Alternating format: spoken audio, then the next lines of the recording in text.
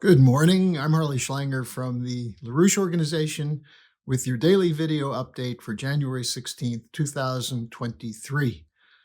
Let me begin by encouraging you, if you did not see the event we had on last Saturday, on the 14th of January, on destroying and dismantling the International Assassination Bureau, go to the schillerinstitute.com and log on to watch it.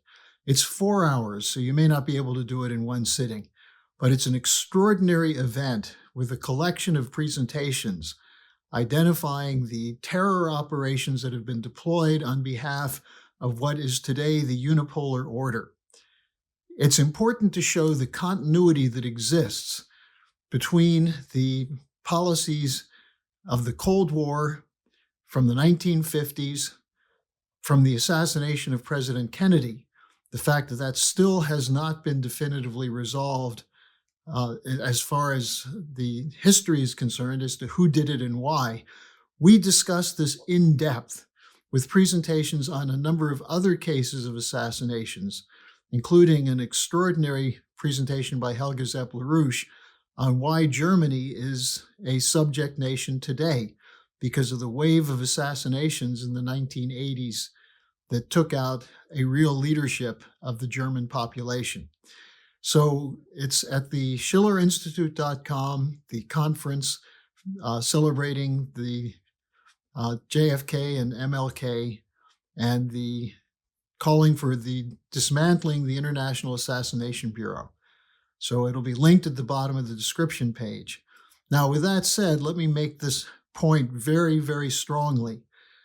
This presentation today should be a wake-up call for anyone living in a NATO country that your nations are about to become parties to the war in Ukraine. The decisions to send arms, to provide training, logistical support, and money to continue the war, which is destroying Ukraine.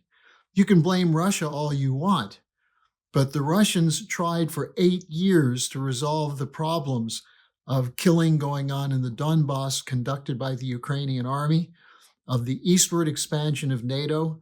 They tried to negotiate. It was denied over and over and over. And now that the war is turning against Ukraine in a very big way, the idea that you can still win this war by providing more dangerous offensive weapons is in itself a danger to the survival of not just NATO countries, but to the human race. So take what I'm about to present to you as a wake-up call to act to change the policies of your government. The question that you have to ask yourself is, were you consulted on whether or not your country would provide weapons and training and logistical support? Did your parliament vote for this? In every case, the answer is no. It's being pushed by a supranational bureaucracy of the United States, the United Kingdom, NATO, and the European Union. And we start with the fact that the NATO is being expanded now to be a global NATO, which we've been warning about for months. The declaration of union, a de facto union between NATO and the European Union that took place last week, is one aspect of this. The Japanese United Kingdom agreement, where they agreed to station armies of both parties on the other party's soil. This is unprecedented, and I'm sure it's unacceptable in Japan, probably in the United Kingdom as well. Then you had the trip to the United States by Japanese Prime Minister Kishida. On January 13th, he gave a talk at Johns Hopkins University following the talk between the defense and foreign ministers of Japan and the United States, and then his meeting with Biden. And what did he say? He confirmed a de facto Japan alliance in NATO, the so-called global NATO. They're going to be doubling their defense spending, which goes against the agreement made at the end of World War II with General Douglas MacArthur. They are going to transform, as Kishida said, their defense forces from a shield to a spear. And that will enable Japan to aid NATO in countering Russia and China. Japan is going to chair the upcoming G7 meeting. You know where it's going to take place? In Hiroshima. the city that's famous for being the target for the first use of a nuclear weapon by Harry Truman. And now Japan is moving to make itself a target again.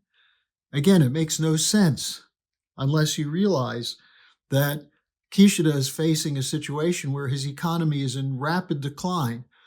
The standard of living of half the population of Japan is dropping because of inflation. And so we see the same thing happening throughout the so-called NATO regions. Then this coming Friday, the so-called Ukraine Defense Contact Group will have its third meeting at Ramstein Air Base in Germany. They're going to talk about plans to proceed in their policy of weakening or destroying Russia and confronting the so-called aggressive Chinese policy.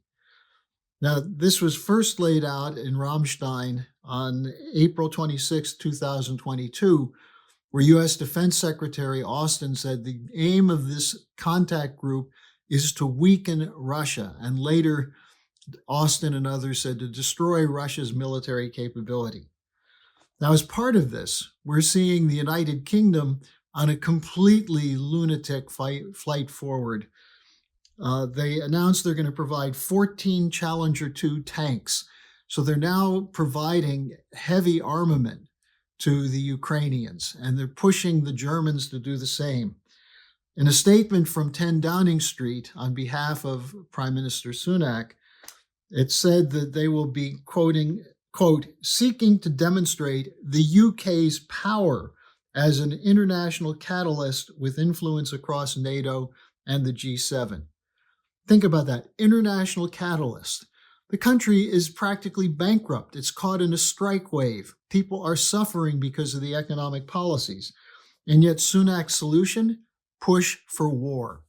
Typical of the military-industrial complex policy and typical of a policy coming from the British as an instigator, even while they're not able, because of their economic crisis and deindustrialization, to provide much in real support, although they are sending these tanks and they're talking about some fairly powerful artillery capabilities to ship to Ukraine. Meanwhile, the U.S. has pledged a total of more than $112 billion of aid so far. Now, there's a side to this which has to be addressed. First of all, just the political side. Will the Republicans follow through with the warning that they will not give a blank check to Ukraine? Congressman Gosar from Arizona sent out a constituent letter which has some relevant points on this. He expressed his anger over U.S. policy.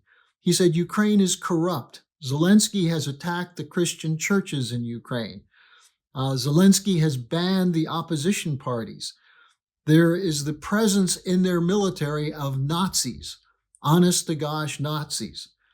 And he goes on to say that Zelensky's government is not legitimate, but was the product of a coup conducted by forces connected to then Undersecretary of State Victoria Nuland, funded by Soros and others. Now, this raises the question, will the Republicans stand up for the national interest of the United States, or will they stand up for the globalist interests of the Anglo-American empire? Now, in the U.S., I mentioned the British economy, the Japanese economy are suffering. What about the U.S. economy? On January 13th, Janet Yellen, the U.S. Treasury Secretary, sent a letter to House Speaker McCarthy in which she warned that the U.S. will hit the debt ceiling on January 19th. In other words, this week. And she said that there's a threat of default. She said it requires, quote, extraordinary measures to prevent the U.S. from defaulting, unquote. Now, she said the solution is to increase or suspend the debt limit. Now, some of the Republican Party are using this to promote a plan that was agreed to by McCarthy to have a payment prioritization plan. In other words, decide which bills to pay. That's not a solution, because what they're going to do is they're going to target so-called entitlements, which will hurt the most vulnerable people in the country. Instead, they need a Hamiltonian policy. Instead of cutting entitlements, how about make sure that you have no bailouts, including quantitative easing? because quantitative easing, where the Fed buys securities and pumps money into the banking system, is a bailout for the most corrupt speculators and the largest of the private banks. Instead, that should be eliminated. And there should be a priority to provide credit for productive investment in infrastructure, in science and technology, and in physical goods production. This is the LaRouche solution that we've spelled out repeatedly. Now, that's the way you solve a long-term economic problem, by increasing the productivity through investment in science and technology. If you don't do that, you just kick the can down the road, because quantitative easing increases the total debt. It doesn't do anything to solve a debt problem. So with this said, let me come back to what I started with. I really urge you to watch the proceedings from the Saturday conference. They're available at the schillerinstitute.com. I'm sure once you'll see them, you'll agree that it's important to share this with everybody you know, including your local political leaders, congressmen, and so on. So thanks for joining me. Check out the schillerinstitute.com for that, and I'll be back tomorrow.